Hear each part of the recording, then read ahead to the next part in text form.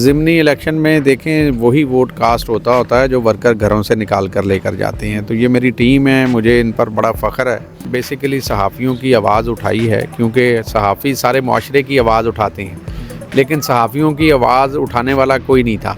तो ये अल्लाह ताला ने मुझे बस हिम्मत दी है और दुआ है कि मरीम नवाज़ साहिबा को मेरी बात जो है वो समझ आ जाए और वो सहाफ़ियों को जो छत है वो फ़राहम कर दें। 3 करोड़ 70 लाख रुपए की लागत से इसकी गलियां जो सीवरेज डाला जाएगा, उसके बाद इसी तरह फिर गलियां इसकी बनाई जाएंगी।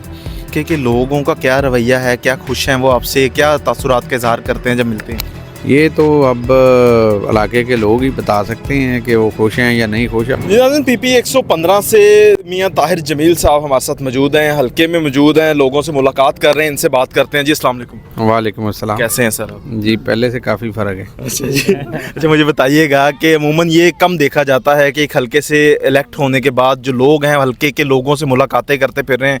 आप माशाल्लाह से हल्के में मौजूद हैं, लोगों के साथ मौजूद हैं, क्या कहेंगे?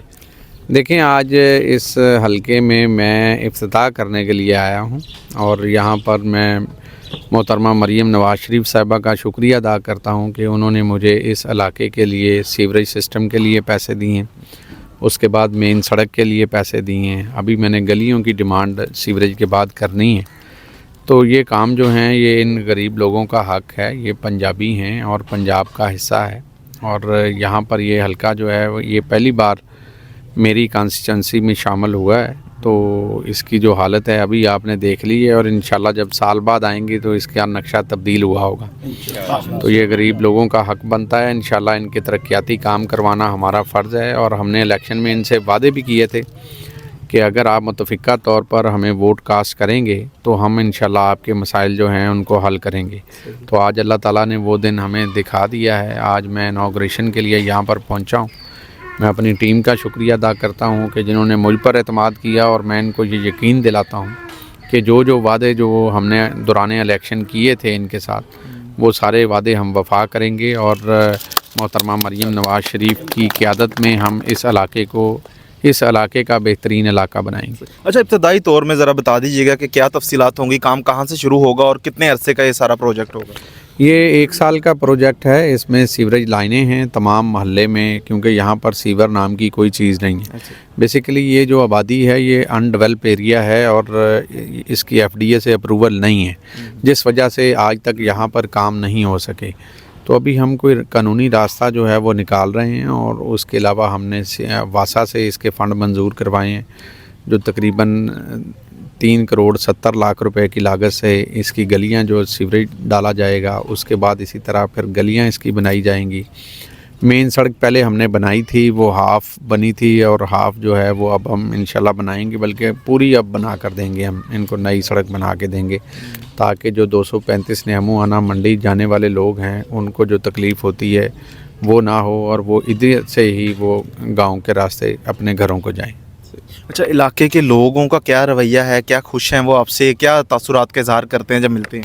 ये तो अब इलाके के लोग ही बता सकते हैं कि वो खुश हैं या नहीं खुश। अभी तो देखें नया इलेक्शन हुआ है और हम इलेक्शन अल्हम्दुलिल्लाह यहाँ से हमने भारी अक्सरियत से जीता है और अब हम जब वादे पूरे करेंगे तो फिर ही लोगों का मिजाज जो है वो इस इलेक्शन में पार्टी वर्कर्स ने बड़ा नुमाया किरदार अदा किया है, उनके हवाले से क्या कहेंगे? ज़िमनी इलेक्शन में देखें वही वोट कास्ट होता है जो वर्कर घरों से निकाल कर लेकर जाते हैं। तो ये मेरी टीम है, मुझे इन पर बड़ा फ़ख्र है।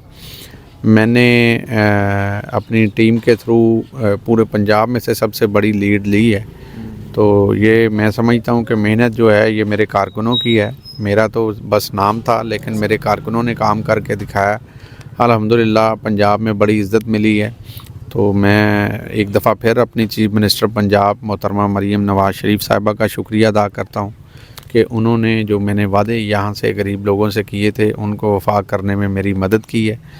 मैं उनका तहे दिल से मशकूर हूँ। और सर, सहाफ़ी कॉलोनी के हवाले से भी एक बिल जो आपकी तरफ से पेश किया गया, उस हवाले से ज़रा बता दीजिएगा कि क्या? देखिए, ये बड़ी ज़्यादती है और अच्छा हुआ है ये सवाल आपने मुझसे किया है। सहाफ़ी कॉलोनी जो नौजवान हैं, जो सहाफ़ी हैं, जो जिन्होंने सारी ज़िंदगी लगा दी है सहाफ़त में, उनका राइट बनता है।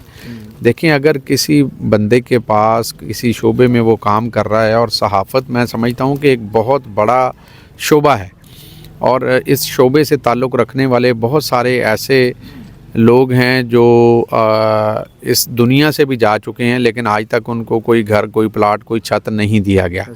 तो मैंने बेसिकली सहाफ़ियों की आवाज़ उठाई है, क्योंकि सहाफ़ी सारे माशरे की आवाज़ उठाते हैं, लेकिन सहाफ़ियों की आवाज़ उठाने वाला कोई नहीं था।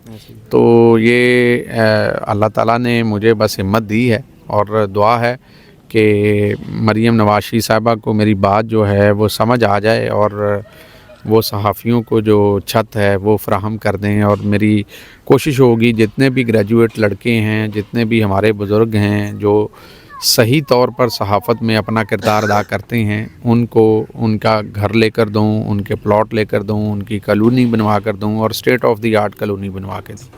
बहुत शुक्रिया सर। हमारे साथ नाज़रीन ताहिर जमील साहब मौजूद थे, जो कि पीपी 115 से इलेक्टेड हैं और हलके में इस वक्त मौजूद हैं, और हलके के लोगों के दरमियान उनके मसाइल सुनने के लिए यहाँ पर आए हैं। उस हवाले से अगर हलके की बात कर ली जाए, जिस तरह से उनका भी कहना है कि सीवरेज का मसला बड़ा अहम है, उसके साथ साथ ये जो गलियाँ हैं, ये जो सड़कें हैं, इनका भी जो है काम जो है अभी से शुरू करवा दिया जाएगा, और अनकरीब इसका जो बजट है वो पास करवा चुके हैं, और सीवरेज का काम जो है उसका जो आगाज़ हो जाएगा, और उसके साथ साथ इलाके की डेवलपमेंट के हवाले से जो है बड़े अच्छे और अहम फैसले जो हैं वो लेने जा रहे हैं। इसी के साथ मुझे इजाज़त दें। अल्लाह निगहबान।